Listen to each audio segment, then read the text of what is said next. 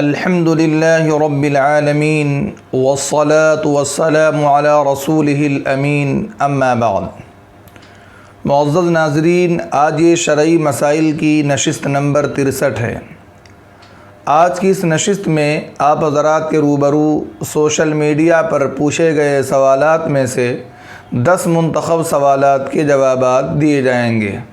سوال نمبر 1، سوال کر رہے ہیں کہ میں نے سنا ہے کہ صبح کے وقت سونے سے روزی میں برکت نہیں ہوتی، تو کیا یہ بات اسلام میں درست ہے؟ تفصیلی جواب درکار ہے۔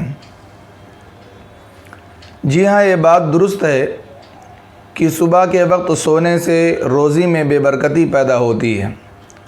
سرور کائنات محمد عربی صلی اللہ علیہ وسلم نے ارشاد فرمایا، نوم الصبحۃ یمنع الرزق، کہ صبح میں سونا روزی سے انسان کو محروم کر دیتا ہے،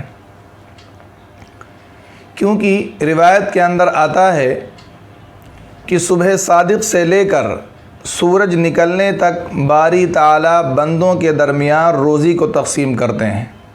لہٰذا جو لوگ ان اوقات میں اللہ کے ذکر سے غافل رہتے ہیں اور اللہ کی عبادت سے غافل رہتے ہیں، اللہ تعالیٰ ان کو روزی سے اور روزی کی برکت سے محروم کر دیتے ہیں۔ اس تفصیل سے یہ بات بھی واضح ہو گئی کہ صبح کے وقت میں جس وقت سونا منع ہے وہ صبح صادق سے لے کر طلوع شمس کا وقت ہے۔ لہٰذا اگر کوئی نماز وغیرہ پڑھ کے تلاوت وغیرہ کر کے سورج نکلنے کے بعد صبح کے وقت میں سونا چاہے تو اس کی گنجائش ہے، اس میں کوئی حرج نہیں ہے۔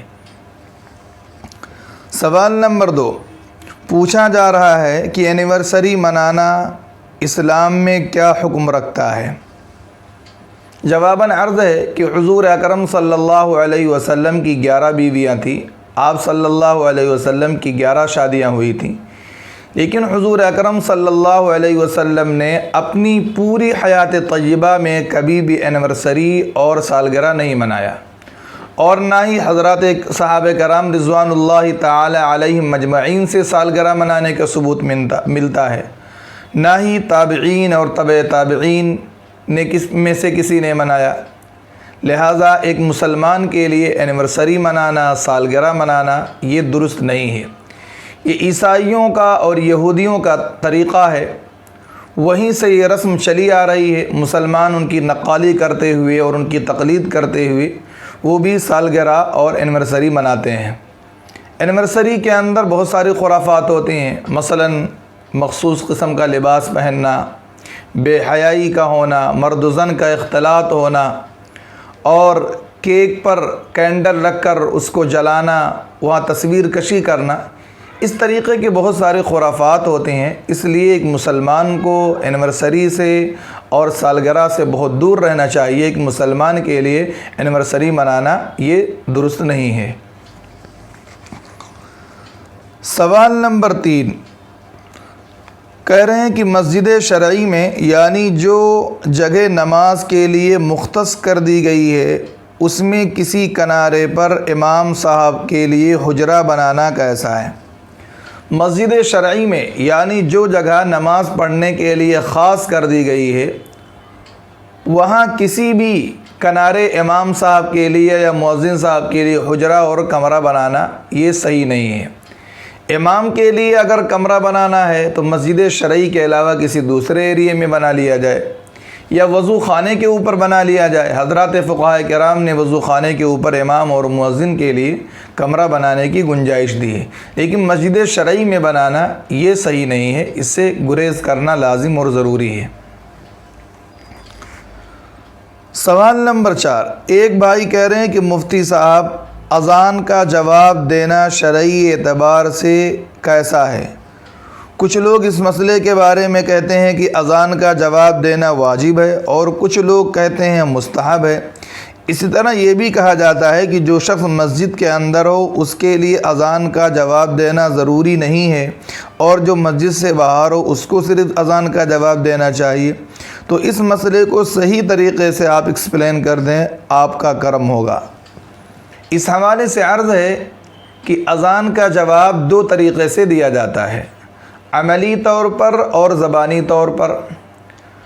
عملی طور پر اذان کا جواب دینا راجح اور مفتابی قول کے مطابق واجب ہے، جس کا مطلب یہ ہے کہ اذان سننے کے بعد فوراً باجماعت نماز ادا کرنے کے لیے مسجد کا رخ کیا جائے۔ اس طرح عملی طور پر اذان کا جواب دینا شرعاً واجب ہے، اور زبانی طور پر اذان کا جواب دینا یہ مستحب ہے، جس کا مطلب یہ ہے کہ جب مؤذن اذان دے تو مؤذن کے کلمات کو سننے والا بھی دہرائے، جو کلمات مؤذن کہتا ہے وہی کلمات سننے والا بھی کہے۔ اس طرح اذان کا جواب دینا مستحب ہے، اور یہ استحباب صرف ان لوگوں کے لیے نہیں ہے جو مسجد سے باہر ہیں، بلکہ ان لوگوں کے لیے بھی زبانی طور پر اذان دینا مستحب ہے جو مسجد کے اندر ہیں، اور ان لوگوں کے لیے بھی مستحب ہے جو مسجد سے باہر ہیں۔ میں امید کرتا ہوں کہ میری بات آپ کو سمجھ میں آ گئی ہوگی۔ تو عملی طور پر اذان کا جواب دینا واجب ہے، اور زبانی طور پر اور قولی طور پر اذان کا جواب دینا مستحب ہے۔ راجح اور مفتابی قول یہی ہے۔ سوال نمبر 5، ایک بھائی کا سوال ہے کہ میں لوگوں کو ہوٹل کھولنے کے لیے جگہ دلواتا ہوں، تو کیا میں ہوٹل والوں سے کمیشن لے سکتا ہوں؟ جواباً عرض ہے کہ اگر آپ ہوٹل والوں کے لیے قابل اجرت محنت کرتے ہیں، یعنی ہوٹل دلانے کے لیے آپ تھوڑی بہت بھاگ دوڑ کرتے ہیں، محنت کرتے ہیں، تو آپ ہوٹل والوں سے طے شدہ کمیشن لے سکتے ہیں، آپ کے لیے لے لینا درست ہے۔ سوال نمبر 6، ایک سوال یہ ہے کہ خطبے کے بغیر اگر نکاح پڑھایا گیا تو نکاح صحیح ہوگا یا نکاح صحیح نہیں ہوگا، دوبارہ کرنا ہوگا؟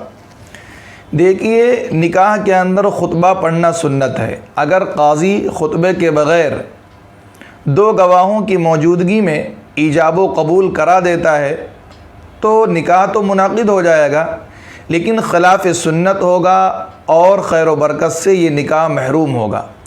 اس لیے کوشش یہی ہونی چاہیے کہ نکاح بالکل مکمل طریقے پر سنت کے مطابق کیا جائے، سنت کے خلاف نہ کیا جائے۔ سوال نمبر 7، ایک بھائی کا سوال ہے جو دبئی سے پوچھ رہے ہیں کہ خوبصورتی کے لیے چہرے کی پلاسٹک سرجری کرا سکتے ہیں، اسلام میں کیا اس کی اجازت ہے؟ اس کا جواب یہ ہے کہ زینت کے لیے اور خوبصورتی کے لیے چہرے کی پلاسٹک سرجری کرانا یہ جائز نہیں ہے، یہ تغییر لخلق اللہ میں داخل ہے، جس سے شریعت میں منع کیا گیا ہے۔ ہاں، اگر چہرے میں کوئی عیب ہے، مثلا مسا نکلا ہوا ہے یا کوئی اور عیب ہے، تو اس عیب کے ازالے کے لیے پلاسٹک سرجری کرانے کی حضرات فقہاء کرام کی عبارتوں سے اجازت ملتی ہے۔ عیب کے ازالے کے لیے پلاسٹک سرجری کرائی جا سکتی ہے، لیکن زینت کے لیے، خوبصورتی کے لیے کرانے کی اجازت نہیں ہے۔ سوال نمبر 8، ایک مصلی سوال کر رہے ہیں کہ نماز میں موبائل کی گھنٹی بجنے لگے تو نماز پڑھنے والے کو کیا کرنا چاہیے؟ اس کا جواب یہ ہے کہ مسجدوں میں عام طور پر لگا رہتا ہے کہ اپنے موبائل کو آپ سوئچ آف کر لیں، لہٰذا مسجد میں داخل ہوتے ہی اپنے موبائل کو سوئچ آف کر لینا چاہیے، بند کر لینا چاہیے۔ لیکن اگر کوئی بھول گیا اور اتفاق سے اس کا نماز میں فون آ گیا، اس کے موبائل کی گھنٹی بجنے لگی، تو اب اسے یہ چاہیے کہ ایک ہاتھ سے اپنی موبائل کی گھنٹی کو بند کر دے، جیب میں ہاتھ ڈال کر کے بٹن کو دبائے گا تو گھنٹی بند ہو جائے گی۔ اس طرح بند کرنے کی اجازت ہے، لیکن فون نکالنا، فون نکال کر کے نمبر دیکھنا کس کا فون آ رہا ہے، اس طریقے سے موبائل آف کرنا درست نہیں ہے۔ اگر اس طریقے سے کیا اور دیکھنے والوں کو یہ معلوم ہوا کہ یہ آدمی نماز نہیں پڑھ رہا ہے، تو ایسی صورت میں اس کی نماز ہی فاسد ہو جائے گی، چونکہ یہ عمل کثیر ہو جائے گا، اور عمل کثیر سے نماز فاسد ہو جاتی ہے۔ لہٰذا اس طرح نہ کیا جائے کہ موبائل جیب سے نکالا جائے اور نمبر دیکھا جائے پھر موبائل بند کیا جائے، اس طرح کرنے کی اجازت نہیں ہے۔ ہاں، جیب میں ہاتھ ڈال کر کے موبائل کی گھنٹی بند کرنے کی ایک ہاتھ سے اجازت ہے۔ سوال نمبر 9، ایک صاحب چین جا رہے ہیں گھومنے کے لیے، تو ان کا سوال یہ ہے کہ جو لوگ ایسے ممالک میں سیر و تفریح کے لیے جاتے ہیں جہاں مسلمانوں کے ہوٹل کے بارے میں پتہ کرنا بہت مشکل ہوتا ہے کہ یہ مسلم کا ہوٹل ہے یا غیر مسلم کا ہوٹل ہے، تو کیا وہ کافروں کے ہوٹل میں نان ویج کھا سکتے ہیں؟ براہ کرم جواب عنایت فرمائیں۔ جو لوگ ایسے ممالک میں جاتے ہیں جہاں مسلم ہوٹل نہیں ملتے ہیں یا بہت مشکل سے ملتے ہیں، تو ان کو یہ چاہیے کہ اگر وہ نان ویج کھانا چاہتے ہیں تو وہ پوری کوشش کر کے مسلم ہوٹل تلاش کریں۔ کافروں کے ہوٹل میں نان ویج کھانا، گوشت کھانا یہ جائز نہیں، کیونکہ کافروں کا ذبیحہ کسی بھی صورت میں یہ صحیح نہیں ہے، حلال نہیں ہے، لہذا کافروں کے ہوٹل میں نان ویج کھانا یہ جائز نہیں ہے۔ مجبوری کی صورت میں انہیں چاہیے کہ کافروں کے ہوٹل میں وہ ویج کھا لیں، پنیر کھا لیں، کوئی اور چیز کھا لیں یا مچھلی کھا لیں، چونکہ مچھلی میں تو ذبح وغیرہ کرنے کا کوئی مسئلہ نہیں ہے، مچھلی کھا سکتے ہیں وہ، اور ویج کھا سکتے ہیں، پنیر وغیرہ کھا سکتے ہیں، اس طریقے کے دوسرے آئٹم وہ کھا لیں۔ گوشت کھانے سے ان کے لیے احتراز کرنا ضروری ہے اور واجب ہے۔ سوال نمبر 10، قرآن کریم کے پرانے کاغذات کو کیا کیا جائے؟ کیا ان کو جلا سکتے ہیں؟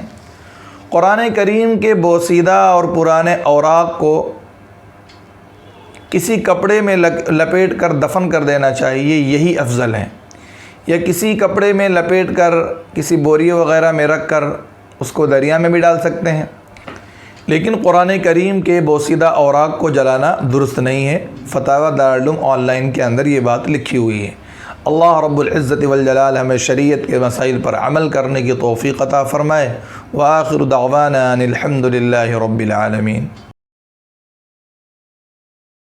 Like, comment, and subscribe.